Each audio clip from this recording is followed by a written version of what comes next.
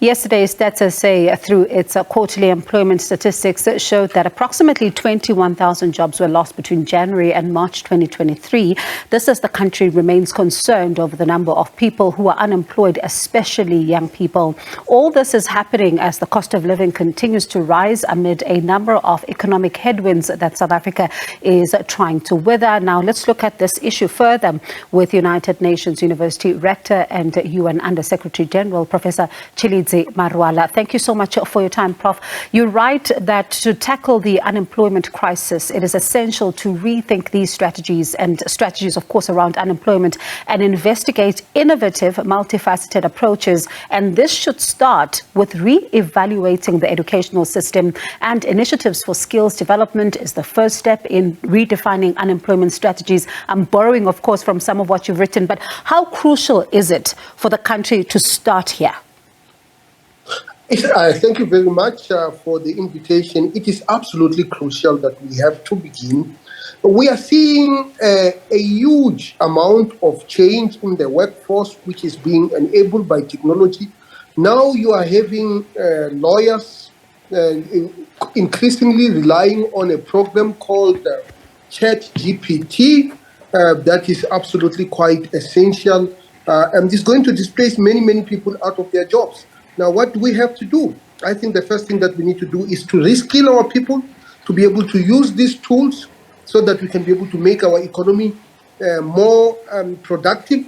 And by so doing, we can be able to create more capital so that we can invest in our people and make sure that they are able to have all the necessary skills that are needed for us to be able to thrive in the economy of the 21st century. And Prof, the issue of a gap in the skills required by employers versus, the skills that potential candidates possess has been going on for a while now. And I wonder, where are we failing, though, in your view, to close this particular gap?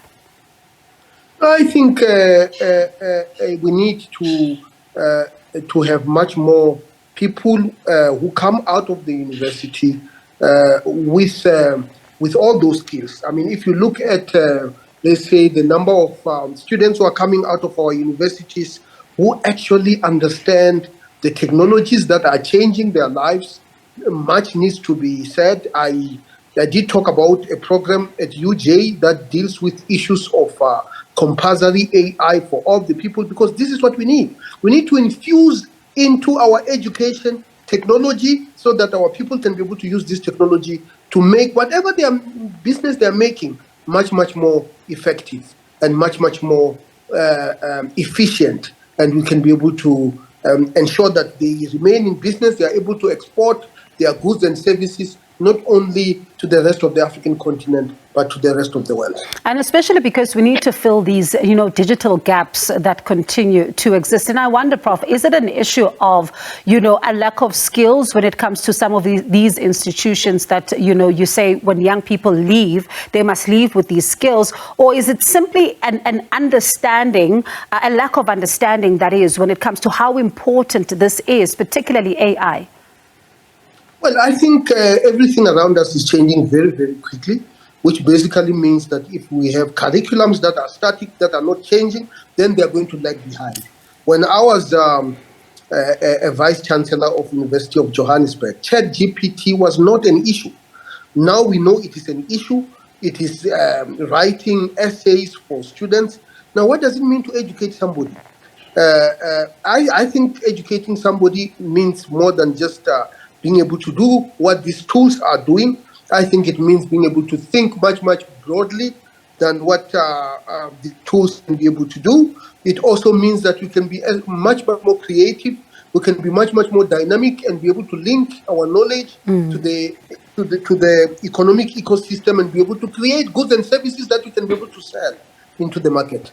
And, that is one of, the things that really, one thinks as such the easy wins that could be tackled. But also another conversation, Prof, is around the SMMEs, because these are seen as the backbone of the economy. But, you still hear issues of, for them, limited access to capital. They also, some of them aren't aware of the business skills in some cases that they need to possess. They've got regulatory burdens.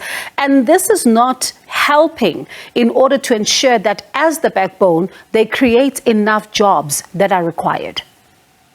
No, absolutely. I think you hit the nail on its head. Firstly, we need to ensure that we change our national financial architecture so that it can be able to invest in SMMEs. I think the risk appetite that is available in our financial sector can be improved. It goes without saying that if you had a brilliant idea, it is probably much easier to have it funded in Silicon Valley than to have it funded in South Africa. Secondly, the issue of skills is very important. What are the skills that are needed, especially in an economy that is changing so quickly? What are some of the technological developments that are happening? How do we integrate those technological developments into the value chain of our economy? How do we use these developments to increase our productivity so that our goods and services are competitive and we can be able to export them to the rest of the African market and also to the rest of the world? Those are the questions that we need to ask and answer. And we need to get government, we need to get the private sector, we need to get academic institutions and the general society to come together and have some form of a compact, a social compact as to how we can be able to move forward, especially given all these changes that are happening around us. Especially, Prof, because the changes are happening so rapidly and are waiting for no one. But let's pause there for now, and hopefully we speak again in future, because there's quite a lot that needs to be said, even about the employment sector, that in its own, and some of the work experience and the barriers that poses for some of the young people. But thank you so much, Prof, for your time. We do appreciate it. That was United Nations University Rector and UN Under Secretary General, Professor Tshilidzi Marwala.